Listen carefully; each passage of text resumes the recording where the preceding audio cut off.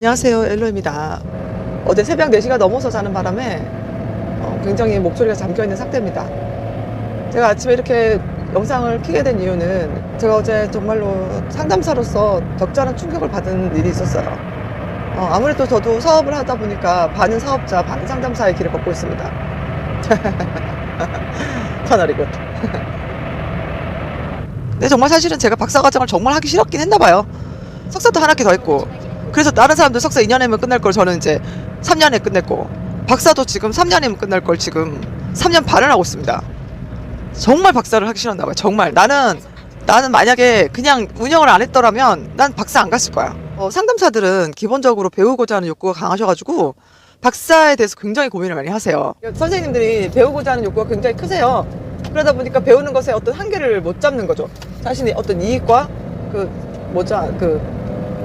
그걸 기억이 안 나요. 설단 현상이냐? 설단 현상. 설단 현상 너무 심하다, 진짜. 수지타산이 맞는 거 안 맞는 걸 계산을 못 해요. 그냥 무조건 배우고 싶어 하는 거죠. 저는 개인적으로 그래요. 박사과정 비추천해요. 특히 돈 정말 한 학기에 1,000만 원 막 가까이 들어가지고 다니시는 거 요즘 시대 진짜 쓸모없는 짓이에요, 그거. 정말 박사가 가지고 싶고 자기 만족으로 가시는 거라면 그냥 진짜로 그냥 학위 주는 데 가세요. 학위 주는 데. 왜냐면 여러분들 학회 자격증도 마찬가지. 물론 필요합니다. 2급 정도는 필요한 것 같아요. 근데 1급까지는 제가 따라고 권유를 하지 못하는 이유가 우리 1급에 대한 어떤 로망이 있단 말이에요. 저도 1급에 대한 로망이 있었고. 왜냐면 우리가 1급을 따려고 하는 이유가 뭡니까? 전문성 확보요? 2급 선생님 중에서 전문성 확보된 사람이 없습니까? 2급이면 전문성 자격증 없는 교수님들이 정말 많으시고 필드에 없으셔도 그분들의 어떤 실력을 자부하시는 선생님들이 정말 많습니다. 교수님들이.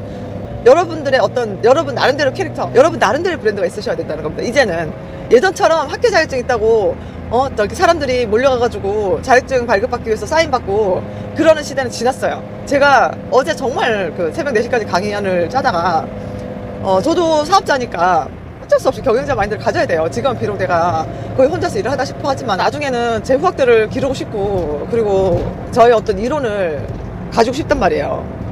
그런 목적으로 제가 지금 유튜브도 하고 심리학 이론에 대해서 더 공부를 하고 계속 연구를 하려고 하는 거지만 저는 어쨌든 상담사도 저의 하나의 페르소나긴 하지만 경영자도 저의 페르소나긴 합니다. 그랬을 때 이제 굉장히 마케팅을 우선은 저도 준비를 해야 돼요. 이런저런 마케팅을. 그러다가 제가 어제 정말 놀라운 것을 발견했는데 네이버에 보면 전문가와 함께하는 익스퍼트 클래스라는 곳이 있습니다. 익스퍼트 클래스. 거기에 상담심리 부분이 있어요. 건강의학 쪽에. 저는 그걸 어제 처음 알았거든요. 근데 그거와 관련해서 이제 검색을 하면 상담 선생님이 거기 뜨세요. 익스퍼트 클래스 거기 보면. 그래서 특히 임상심리사 선생님들, 한국 임상심리학회 그리고 한국 상담심리학회, 한국 상담학회 거기 선생님들이 쫙 목록이 떠요. 그리고 그분들의 상담비가 뜹니다. 가지각색이에요. 오늘 대화를 해드리겠습니다. 외로웠나요? 여러분의 어떤 동반자 고민을 해결해 드립니다. 이야기할 곳이 필요해요. 소통할 곳이 필요해요. 이런 식으로 제목이 막 달려있어요. 그리고 육아 상담, 육아 양육 코칭 이러면서 딱 되는데 온라인 상담을 하는 거죠. 결국에는 화상 상담과 전화 상담을 하는 건데 그 가격이 참 저는 신비롭고 놀라웠습니다. 얼마인 줄 아세요? 2만원짜리 드어요. 2만원짜리도 1급이. 상도덕이라는 게 있습니다. 상도덕이라는 것이 상담사의 윤리만 포함되는 것이 아니라 상업계에도 윤리가 있다는 겁니다. 윤리적인 거, 서로 선을 넘지 말아야 되는 거. 근데 1급이 2급 수료생들한테 그렇게 돈을 받아 먹어놓고서는 본인들이 그렇게 상담비를 2만원, 만원, 3만원 받는다?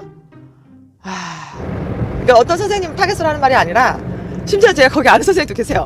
아이고 정말 제가 좀 좋아하는 선생님인데 그분이 거기 있을 줄이야. 나 근데 그분이 그런 데 있을 줄 알았어. 그런 거 하실 줄 알았어. 근데 이제 임상심리사들은 제가 이해를 합니다. 임상심리사들. 왜냐면 임상심리사들은 사실 병원을 나오게 되면 굉장히 이분들이 힘들어요.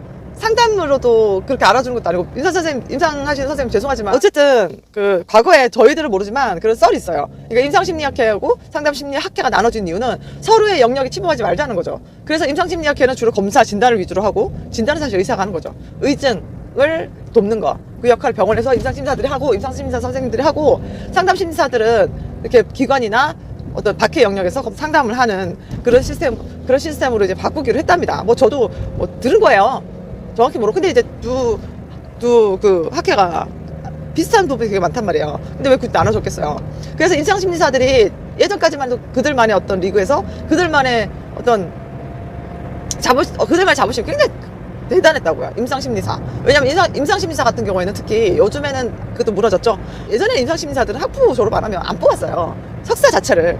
왜냐면 그만큼 병원에서 수련하고 의사들 주로 만나야 되는 자리였기 때문에 이런 상담심리처럼 대충 학부도 안 나오고 석사만 졸업해도 봐주는 그런 곳이 아니었단 말이에요. 근데 이제 뭐예요? 임상심리학과가 꽤 생겼죠. 그러면서 어떤 반응이 일어났냐?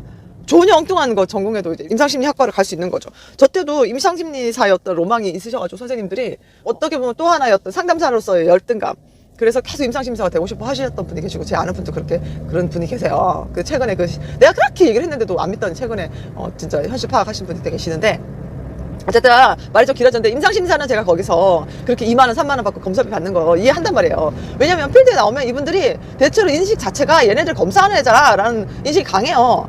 이분들이 나름대로 그 심리학적으로 굉장히 전문적이거든요. 학부도 졸업하지 않고 석사만 졸업해서 상담하시는 분들보다 비교할 수 없을 만큼 전문적이죠. 근데 이분들이 왜 상담이 안 되냐? 아니, 상담 분명히 됩니다. 이분들이 인지행동 치료로 상담 많이 하시거든요. 정신분석 쪽으로도 하시는 분들이 계실 거예요. 사실 제가 임상심리사 선생님들을 많이 모르지만 그래도 대표적으로 엘리트 라인을 나오신 분들을 알기 때문에 그분들의 어떤 특이한 캐릭터를 좀 이제 보면 되게 분석적이란 말이에요. 되게 이성적이고 냉철하세요. 냉철해야 돼요. 이분들은 정말 냉철해야 돼요. 상담사처럼 감정적이면 곤란해요. 그 검사 자체가 정말 현실적으로 현실 감각력이 이분들 정말 뛰어납니다. 정말 검사 하나 가지고 넘겨짚지 않아요. HTP 갖고 미술치료사들처럼 막 이랬구나 저랬구나 하시면서 그 무의식적으로 파헤치는 그런 걸 잘 안 하세요. 그런 걸 하더라도 해석은 굉장히 냉철하게 하십니다. 이런 분들이, 그분들 굉장히 매력적이죠. 물론 다 그렇진 않을 거예요. 다 그렇진 않아요. 제가 일부분에만 그러니까 다 그렇다고 이해하시면 안 됩니다. 저희 경험은 굉장히 매번 말하지만 한정적이에요. 제가 사람 만났으면 얼마나 만났겠습니까? 그래도 제가 만난 사람이 뭐 대한민국에 뭐 전문가가 2,000명이라면 제가 2,000명 다 만났겠냐고요. 그렇지 않지. 풍문으로 들었소이다 라고 또 많아요, 사실은. 어쨌든 그런 거 참고해서 들으세요. 그래서 임상심리사의 어떤 캐릭터는 그렇습니다. 굉장히 냉철하고 분석적이고 굉장히 전문가다운 어떤 면모가 흐른다. 근데 상담사들은 사실은 기본이, 그분들은 임상심리사로서 병원에서 주로 수련을 받는단 말이에요. 병원의 특징이 있어요. 상담사들은 상담사들만의 어떤 우아함이 있고, 뭐 저처럼 시장바닥 아주머니 같은 그런 시장바닥 이거를 자체를 폄하하는 게 절대 아닙니다. 이건 저는 제 생각이 아니고 우리 교수님이 주신 피드백이었거든요. 제가 옛날에 듣고 굉장히 짜증났고 이것 때문에 분노했지만 지금은 뭐 이게 저의 캐릭터라 생각하니까 편하게 얘기하는 거예요. 절대 그분들 비하는 게 아니니까 오해하지 마세요. 저는 나름대로 그것에 대한 어떤 캐릭터에 대한 자부심이 있습니다. 시장바닥 아줌마라는 캐릭터에. 하여튼 뭔 소리 하다 이까지 나냐. 학교에서 전화하고 난리 났는데 지각했다고. 그래요. 그래서 2만원짜리 상담하고 있습니다. 2만원짜리 전문가가, 상담심리학회 1급 전문가가 2만원짜리 상담하고 있다고요. 근데 왜 슈퍼비전은 그렇게 비싸게 받냐고. 슈퍼비전 또 2만원 받아야지. 그러면 그분한테 받으면 2만원 해주려나? 물론 2만원은 떡밥 같고 더 가니까 이제 뭐 65,000원 받고 5만, 보통 상담 비용의 수준이 5만원이더라고요. 하여튼 전화 상담과 인터넷 상담, 일회성 상담이 상담의 본질에 맞지 않다는 거는 아실 거예요. 선생님들이 다. 상담은 단순히 고민 들어주는 게 아니란 말이에요. 그럴 거면 뭐 대출 상담, 법률 상담, 연애 상담 이런 거랑 도대체 뭐가 다릅니까? 상담의 본질은 그 사람이 자신의 문제를 해결해 나가기 위해서 함께 그것을 고민하고 내담자가 그것을 스스로 해결할 수 있도록 돕고 자기 문제를 돕는 과정이에요. 참. 이렇게 말하니까 또 그게 왜 불가능하냐. 또 불가능하지도 않네. 그러니까, 그지?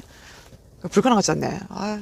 그래서 결론은 이게 여러분들 대면 상담, 그리고 지금 여러분들이 받고 있다는, 여러분들이 공부하고 있는 정통 상담 고민해 보셔야 됩니다. 이제는 우리 전문가 선생님들이 그렇게 상담을 시작하셨는데 우리 이급인들 뭐 어떻게 살아가겠어요? 경쟁력에서. 학회 자격증으로 여러분들 뭔가 수익을 창출하신다는 생각 버리셔야 된다니까요. 그럼 어떻게 되냐? 불변의 법칙이 있어요. 상담 심리사로서 상담의 어떤 그 실력을 향상시킬 수 있는 불변의 법칙. 그게 뭐냐면 학력, 학벌, 자격증 절대 아닙니다, 여러분. 여러분들의 실력을 향상시킬 수 있는 불변의 법칙. 그 불변의 법칙은 다음 시간에